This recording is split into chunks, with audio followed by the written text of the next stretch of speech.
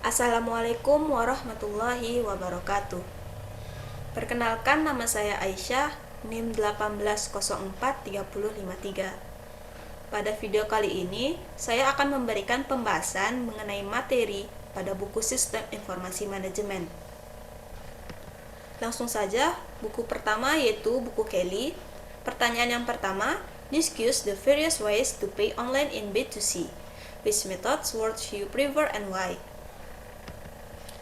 B2C merupakan jenis perdagangan elektronik di mana ada sebuah perusahaan atau bisnis yang melakukan penjualan langsung barang-barangnya kepada pembeli atau konsumer.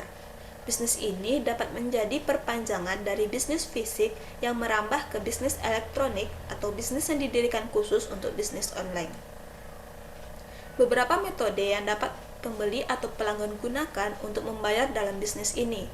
Yang pertama, electronic check.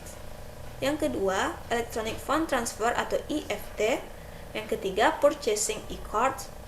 Yang keempat, e-card atau smart card. Yang kelima, e-cash atau person to person. Yang keenam, electronic bill presentment and payment. Yang ketujuh, micropayment.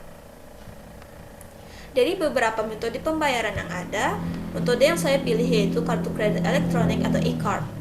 Konsumen membeli barang secara online menggunakan kartu kredit mereka. Bentuk pembayaran ini sangat aman ketika transaksi dienkripsi. Uang tunai elektronik mirip dengan transaksi langsung menggunakan uang tunai, tetapi pembeli menggunakan kartu uang nilai tersimpan, kartu pintar, dan pembayaran orang ke orang. Pertanyaan yang kedua, discuss the major limitations of e-commerce. Which of these limitations are likely to disappear? Why?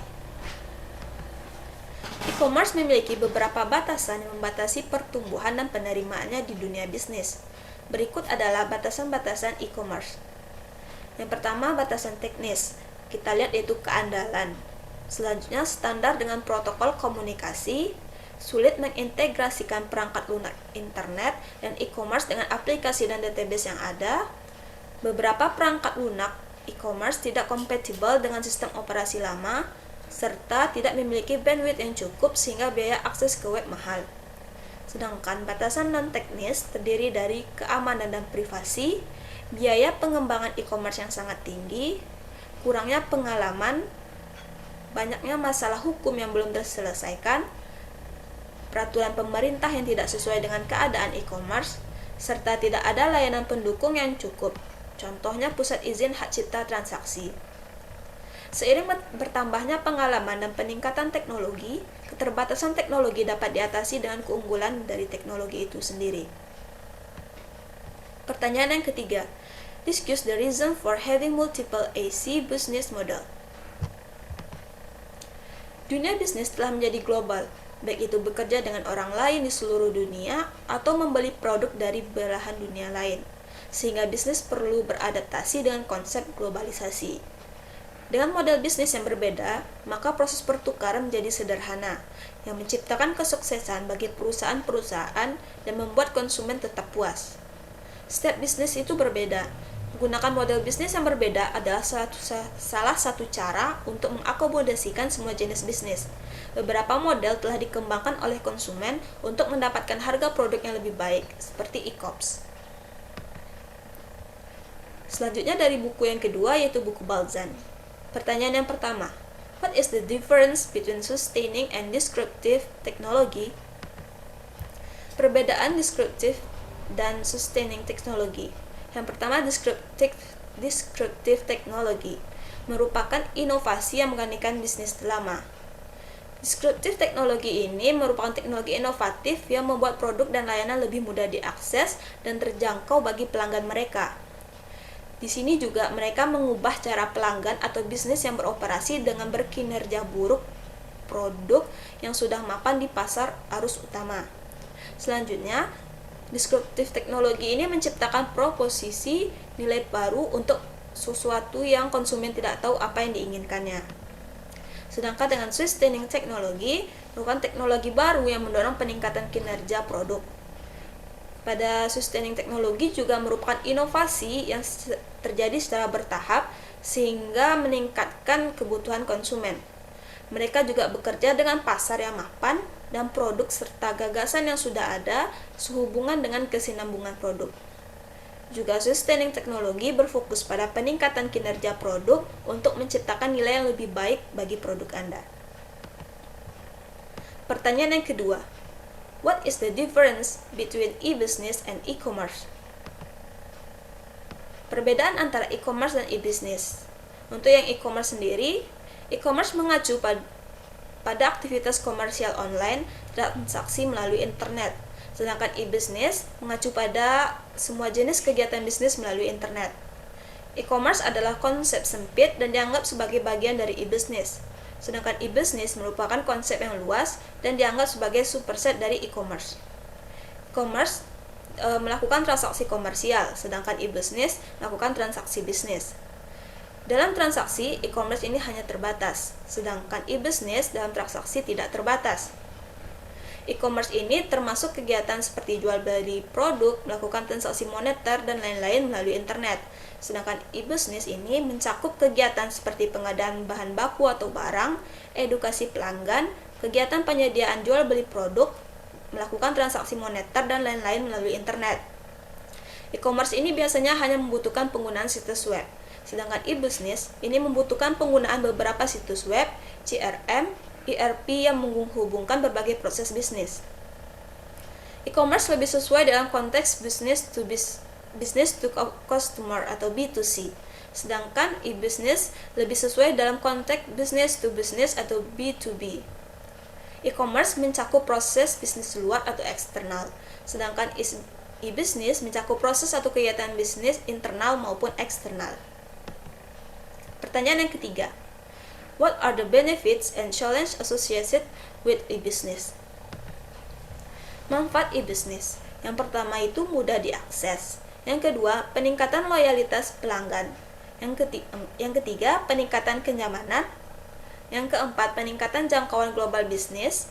Yang kelima, penurunan biaya-biaya. Dan yang keenam, peningkatan konten informasi. Sedangkan tantangan dari e-business itu, yang pertama, segmen pasarnya terbatas. Yang kedua, memanfaatkan sistem yang ada. Yang ketiga, meningkatkan kewajiban akibat bertambahnya kewajiban yang perlu dilakukan oleh perusahaan, seperti memberikan keamanan, menjaga privasi. Selanjutnya yaitu mematuhi aturan perpajakan. Pertanyaan selanjutnya dari buku Loudon, pertanyaan studi. Yang pertama, analyze Uber using the competitive force and value chain model. What is its competitive advantage? Kita melakukan analisis Uber menggunakan kekuatan kompetitif. Yang pertama itu kita lihat dari persaingan kompetitif. Perusahaan yang beroperasi pada bidang ini sedikit.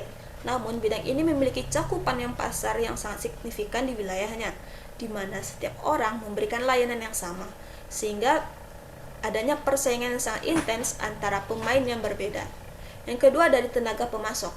Pemasok Uber yaitu pengemudi atau perusahaan taksi. Mereka memiliki sedikit alternatif, apakah mereka dapat menyediakan layanan sebagai penyedia layanan taksi mandiri atau dapat ikut serta dengan Uber. Yang ketiga dari kekuatan pembeli. Populasi pembeli dalam hal ini sangat besar, sehingga sebagian besar pelanggan memiliki alternatif yang berbeda. Mereka dapat menggunakan sistem transformasi umum jika mereka tidak puas dengan agregator tersebut. Kemampuan mereka melakukan substitusi sangat tinggi, sehingga daya beli mereka dalam kasus ini juga sangat tinggi. Yang keempat yaitu ancaman pengganti.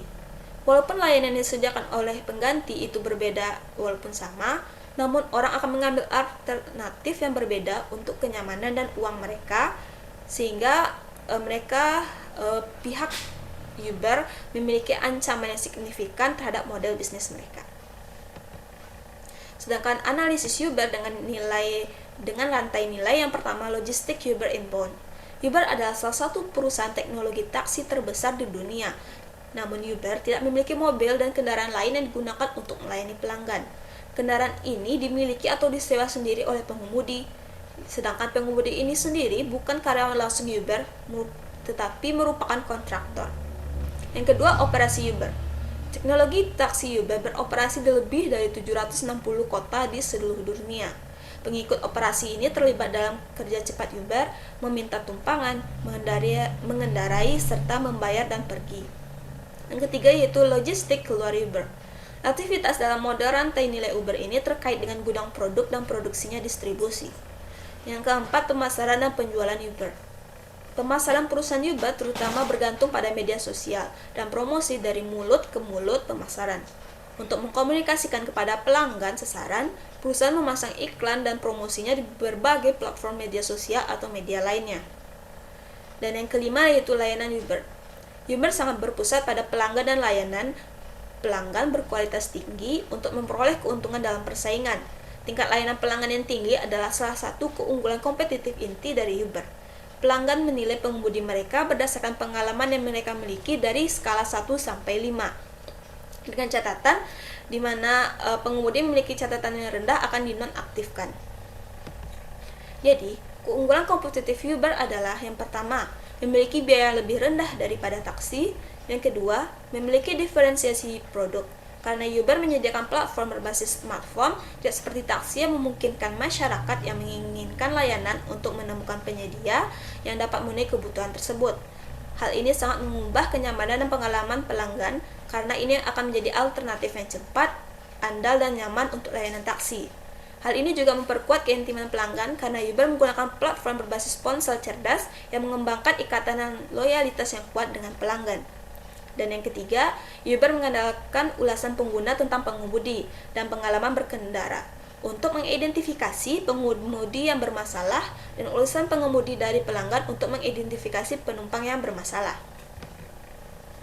Pertanyaan yang kedua, what is the relationship between information technology and Uber's business model? Explain your answer. Teknologi informasi memainkan peran yang sangat krusial dalam kesuksesan Uber. Orang-orang yang sebelumnya tidak bisa mendapatkan layanan taksi tepat waktu dan harga yang wajar. Namun, dengan Uber mereka dapat memberikan bantuan yang dapat menyediakan layanan dengan mencocokkan pasukan kendaraan dengan pola permintaan di masyarakat. Model bisnis Uber adalah menawarkan alternatif yang cepat, andal, dan nyaman kepada penggunanya daripada layanan taksi tradisional. Uber dapat mencapai tujuan bisnis ini dengan platform aplikasi berbasis ponsel cerdas, sehingga memungkinkan orang menginginkan layanan dan menemukan penyedia yang dapat memenuhi kebutuhan tersebut. Uber juga menggunakan geolocation. Yang kedua, Uber menyediakan notifikasi push, OTP, dan fitur online. Dan yang ketiga, Uber menggunakan opsi pembayaran online dan sistem GPS. Sehingga dengan demikian, Uber bukanlah perusahaan berbasis IT, tetapi teknologi informasi adalah suatu keharusan dan faktor terpenting untuk keberhasilan kerja Uber. Pertanyaan yang ketiga, how disruptive is Uber? Beberapa orang mungkin berpikir Uber mengganggu industri taksi, tetapi ternyata Uber tidak menghasilkan cukup uang untuk melakukannya. Uber secara digital mengganggu industri taksi dengan memiliki cara yang nyaman untuk memesan taksi. Ini lebih baik bagi pengendara karena dapat menunjukkan biaya perjalanan, penagihan segera, dan memberikan pilihan berbeda untuk berkendara. Meskipun lebih menarik bagi pengendara, jelas terlihat bahwa beberapa wahana sebenarnya lebih mahal daripada taksi itu sendiri. Selain itu, Uber menargetkan pengendara taksi. Mereka tidak mengkonversi atau mendatangkan lebih banyak pelanggan ke industri ini. Mereka menarik perhatian ke industri taksi dengan teknologi inovatif, tetapi sama sekali tidak mengganggu industri taksi. Pertanyaan keempat, is Uber a viable business? Explain your answer. Menurut saya, untuk saat ini Uber merupakan bisnis yang layak, namun tidak ada kepastiannya untuk masa yang akan datang, karena Uber berada pada skandal yang secara dramatis mempengaruhi reputasi mereka, seperti perlindungan privasi dan tunjangan karyawan, serta pertumbuhan mereka yang juga melambat dikarenakan biaya mereka yang semakin turun, serta memunculkan kekhawatiran akan bisnis Uber pada kondisi mikroekonomi pada saat ini pada masa pandemi COVID. Sekarang, perusahaan pesaing baru yang lebih kecil menawarkan layanan hailing berbasis aplikasi. Perusahaan taksi yang sudah mapan di network dan kota-kota lain meluncurkan aplikasi panggilan mereka sendiri dan meneriakan harga tarif tetap mereka. Sehingga hal ini juga menjadi ancaman atau tantangan bagi Uber itu sendiri. Baik, sekian dari saya jawabannya. Saya mohon maaf apabila ada kesalahan. Wabillahi taufik wal hidayah. Wassalamualaikum warahmatullahi wabarakatuh.